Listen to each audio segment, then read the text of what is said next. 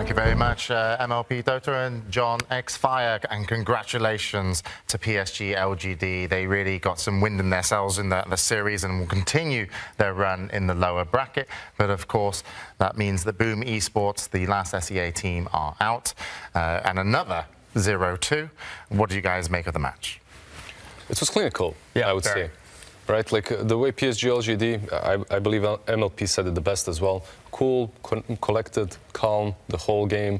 The way they played against Boom was just on point, just showing their class. Literally every single part of the game, even though they were losing a little bit at the beginning, it never felt like it's out of their hands, out of their control. The way they fight is they force you to fight where they want to. And they have an undying with the tombstone. They force you next to a cliff, they pop that tombstone on the cliff, they win every single fight off of that.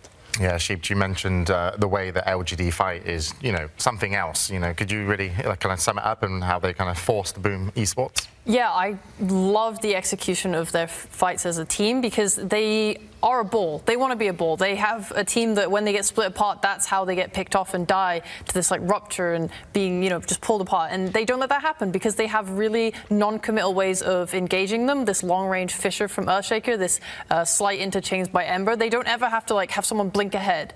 And that way, they're all able to just keep together on top of this drow, keep her sustained with the Undying heals, these auras from Visage. It basically everything just was very synergized.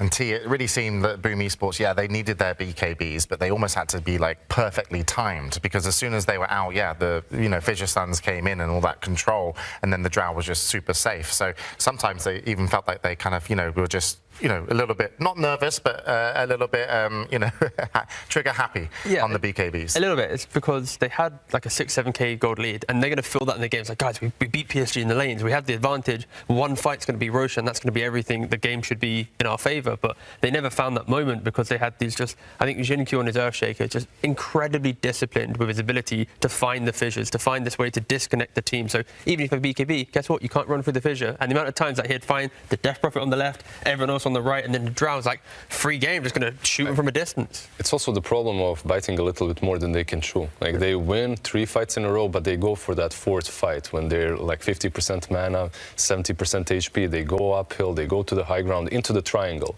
The way I really wish we see a highlight of Drow sitting behind the cliff on the triangle and Undying in front. And he's just waiting. It's only 2 of them alive.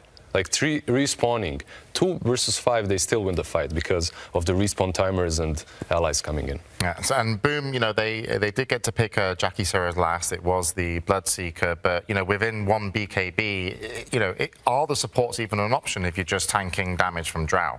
I mean, what would you have to do on Bloodseeker? Is it just you needed to be much more ahead as a team after the laning phase? Yeah, I think the main thing for Boom at least was PSG turned the game into a stalemate because we were joking about it when we were watching the game. It's like you had Ember, nothing to say on Ember, just farming top against Ench. It was 3-4 minutes where you're just sliding the wave, just chilling. And because Drow then AFK'd in the triangle, it doesn't matter if you have this aggressive timing. You've never gone into the triangle, you never shut down the jungle, you haven't really closed out the map. And the fact that your lineup, when you have a 7k lead, doesn't evolve into an Aegis, it hinders they you, tried. Right?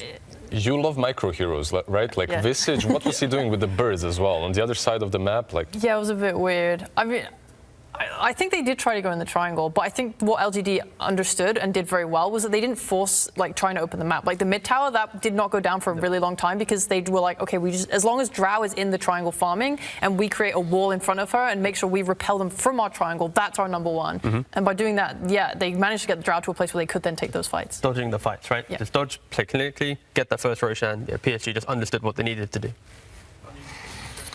Well, thanks very much for summing that up. And I was just, I'm quite excited because I was waiting if we do get a winner's interview, and it seems like we will. So over to the winner's interview. And again, congratulations, PSG LGD. Hello, I'm here with Y from PSG LGD. Congratulations on the convincing win. So there's a very big crowd here with a lot of LGD fans, and I wanted to know, how are you feeling playing in front of a crowd after a very long time? 就想问一下，因为很久都没有在现场有观众的情况下打比赛了，就这次感觉如何呢？感觉非常好吧，因为就是每次结束完，无论是团战什么的，都能能听到很欢呼声的，就是很大的 LGD 的欢呼声，我们都很激动。I'm feeling great because after team fights, we can hear loud LGD chants, and it encourages us a lot. Thank you.